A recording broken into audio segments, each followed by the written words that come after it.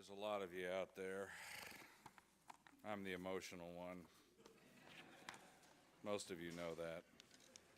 A lot of you I've never seen before, so you may not know. I'm going to read a couple of songs and just kind of give my thoughts. This song is called Only in the UP. You've heard it referenced a couple times this evening. It's written by Scotty Wilson, who was Brian's roommate back when he first started college at Vincennes before he transferred to Ball State. Its subject refers to our annual trip to the Upper Peninsula of Michigan that Brian, Coach, and I have enjoyed for the better part of 30 years. It's a trip we plan and look forward to all year. The annual event was thought up by three men who we affectionately referred to as the old guys. Kenny Pedersen, our commissioner, who serves at our pleasure. John Seyer, Coach, is the deputy commissioner, and the landowner, Jeff Thornton. It's a weekend where the rules the old guys had given us was simply don't kill yourselves. Everything else was up for grabs.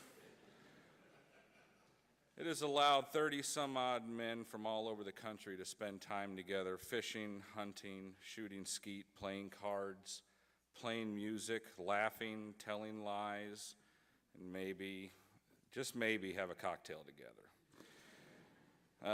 It was and will always continue to be a huge part of all of our personalities.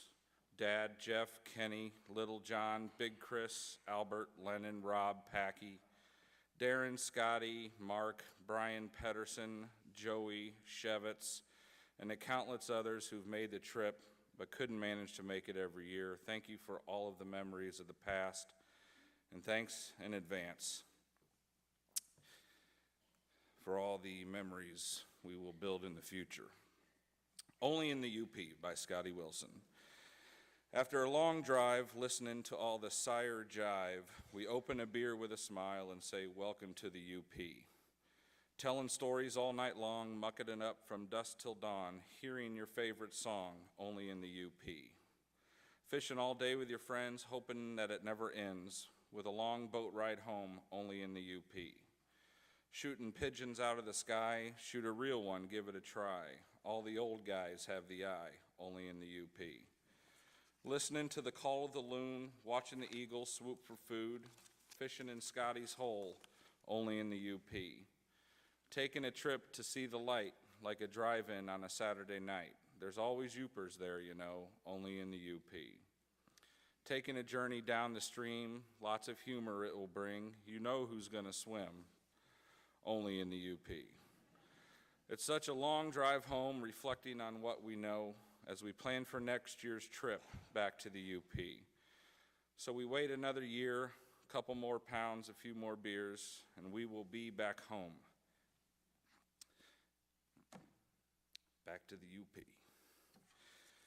Another song, I'd like to read you a song that I think is fitting in these circumstances. There's no doubt that many of you know who the Fancy Lizards were, but for those who don't, they were a band that Brian was a member of in the 1990s. I was their biggest fan, despite what Chris Ray may think. I'd like to believe that I would have been just as huge of a fan had my brother not played bass with them, but honestly, seeing him on stage always did give me a great sense of pride. I loved Lizard shows, and I know how much it meant for Brian to be in a band with some of his best friends. So, George, Albert, Lennon, Ed, Gary, and Tom, thanks for the memories. This song was written by George Hanlon, and it's called Silver Chain. I'll try to read this and not sing it, because that would not be good. The secrets of the universe were unveiled to me one night. Why the sky is blue, why I'm in love with you, and the eagle's effortless flight. Well, I was told of the loveless, of misery and pain, and how every creature that's created will be created again, and how it's all bound together with a silver chain. You've come to roll me on. You've come to talk to me again. Well, don't ask me where I've been, because you don't want to know. Next night found me talking to a girl of the world with black raven hair and skin white as a pearl. She swore she had a vision that I was on a mission to learn how to make it rain. When the thunder made its sound, what a joy we have found, that beginning of the silver chain. In a dream, I was dying, I was ready for flying, I was ready to take the train. I said, now please don't weep, I'm just going to sleep. I closed my eyes and became a link in the silver chain. It's powerful stuff, George. No other song written by the Fancy Lizards has meant more to me in this, the most difficult of times. The song was written and recorded almost 20 years ago and was featured for all you Lizard fans on their first demo tape, Wiggolution. It's a reminder that we're all connected in some way, at least that's what it says to me. Here to celebrate Brian's life are many of you who knew him directly, but also many of you who probably did not know Brian, but you care deeply for somebody that did know him, and you're here to support them. To me, that's a very powerful thing. Reminds me, as the great artist Huey Lewis once coined, the power of love. And that we are all, in fact, connected by a silver chain. Brian never met a stranger and was an amazing older brother to have in my life. We spoke just about every day about whatever was on our minds. I often got a call from him about what Howard Stern had on his program, and we would laugh for the better part of the conversation. Us Howard Stern fans are a tight-knit group, and I imagine that Brian and I were the only members of the group amongst our friends and family here, but we didn't care.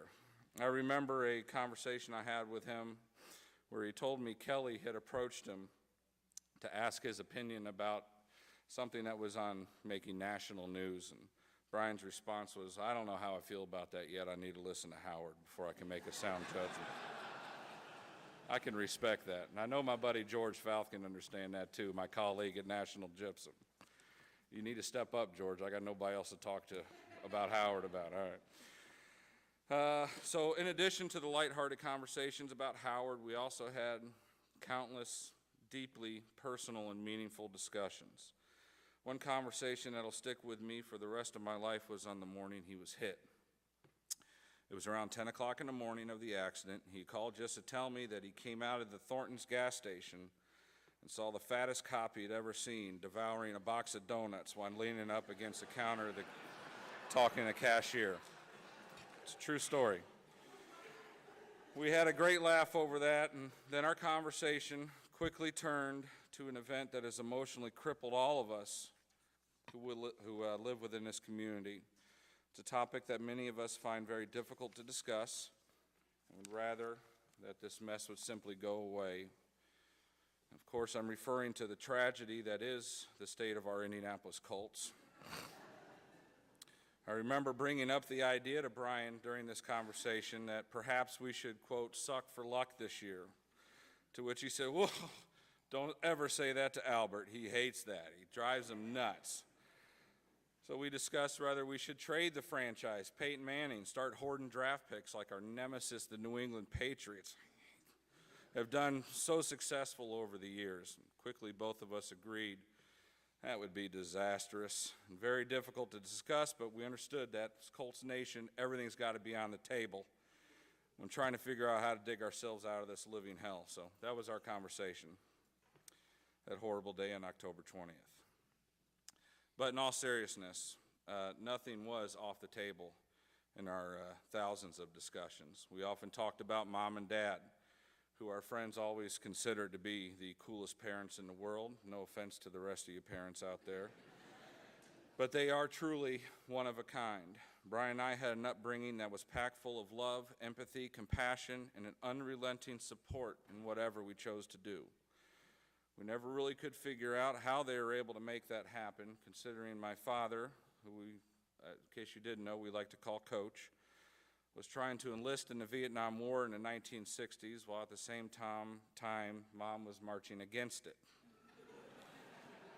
Election years were always dicey, with the two of them canceling each other's votes out immediately.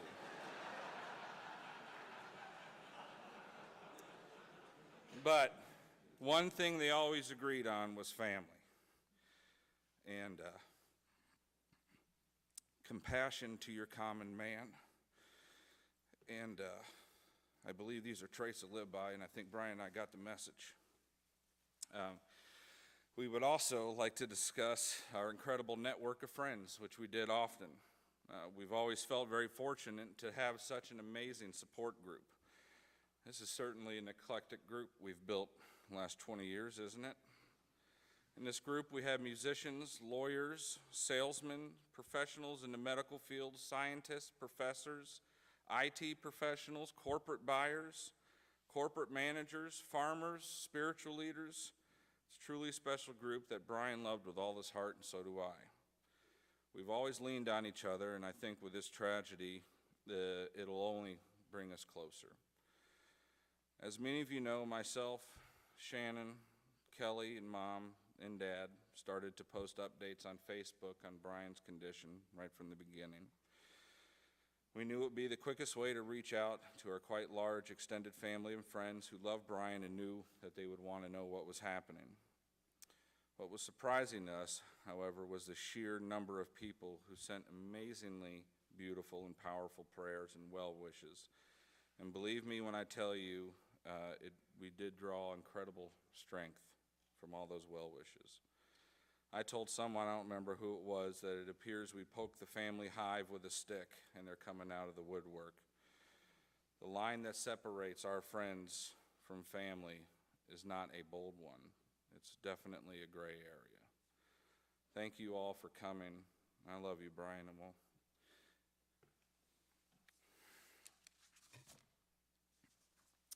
I'll miss you forever.